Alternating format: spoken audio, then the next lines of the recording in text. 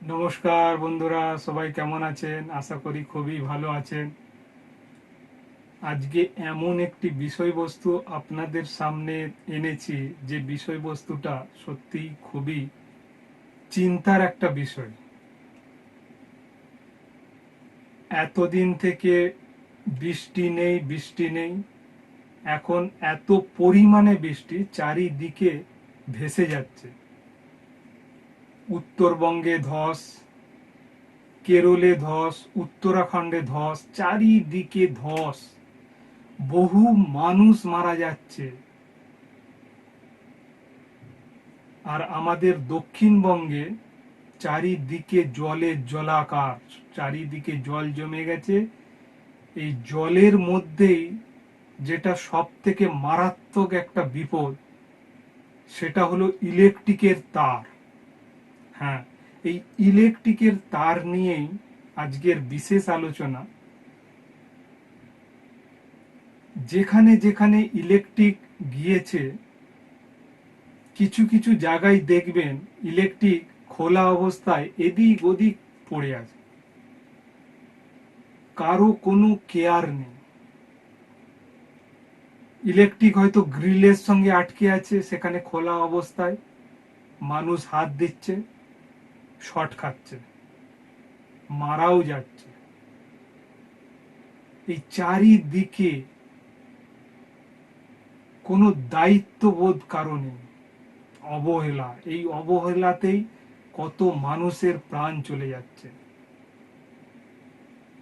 এই কিছুদিন আগে হাওড়ার সালকিয়ায় পূরবী দাস নামে একজন কলেজ ছাত্রী মারা গেল এই খোলা তারে হাত লাগাতে।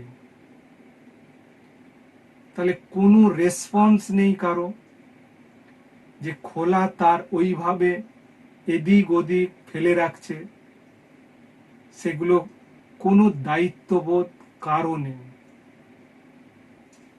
যেখান সেখান থেকে তার এদিক ওদিক টেনে নিয়ে চলে যাচ্ছে, এখানকার কানেকশন ওখানে নিয়ে যাচ্ছে।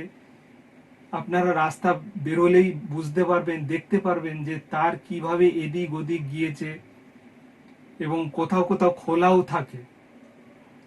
এইটাই হচ্ছে সব থেকে মহা বিপদ এই বৃষ্টির সময়। কারণ বৃষ্টি যখন রাস্তা ডুবে যায়, তখন কিন্তু বোঝা যায় না কোথায় ইলেকট্রিক আছে আর কোথায় নেই। অজান্তে যদি আপনি হাত দিয়ে দেন, কিংবা পা দিয়ে দেন, কিংবা শরীরের কোনো অংশ টাচ করে যায়, শেষ।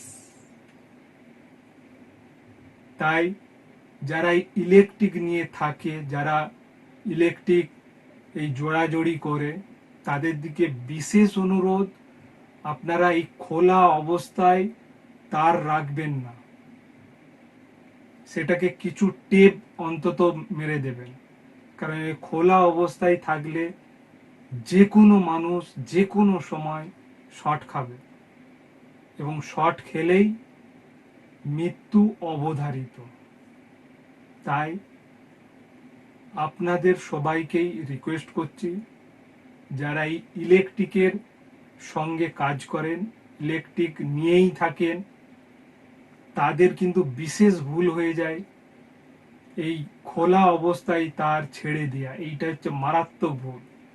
এর খেসারত কিন্তু দিতে হয় সাধারণ মানুষকে। আপনারা কিন্তু এই দায়িত্ব বোধটা নিয়ে কাজ করবেন। আর যদি এই দায়িত্ব বোধ নিয়ে কাজ না করতে পারেন, তাহলে কাজ করবেন না, ছেড়ে দেবেন এই লাইন। কারণ আপনার জন্যে মানুষ মারা যাবে, এটা কি আপনি চান?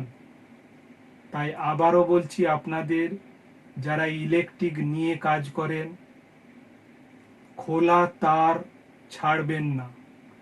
সেই তারের সঙ্গে আপনারা কিন্তু অবশ্যই টেপ লাগিয়ে দেবেন। আর এদিক ওদিক থেকে যে কানেকশানগুলো যায়, সেই কানেকশানের কিন্তু টেপ অবশ্যই লাগানো দরকার। এখন চারিদিকে জল বাড়ছে, এই জলের মধ্যে কোথায় খোলা অবস্থায় তার পড়ে আছে কে বুঝতে পারবে? সেই তারের মধ্যে পা দিলেই শেষ। অতএব যেখান থেকে কারেন্ট এসেছে সেই কারেন্টের মুখ বলুন, শেষ বলুন, চারিদিকে কিন্তু টেপটা অবশ্যই লাগাবেন। আপনারা কিন্তু ভুলবেন না, একটা ভুলের খেসারত মৃত্যু হতে পারে। তাই আর আপনাদের জনসাধারণকে সবাইকে বলছি, প্লিজ, এই জল এখন বাড়ছে, চারিদিকে বৃষ্টি হচ্ছে, হাঁটু পর্যন্ত জল হয়ে যাচ্ছে রাস্তায়।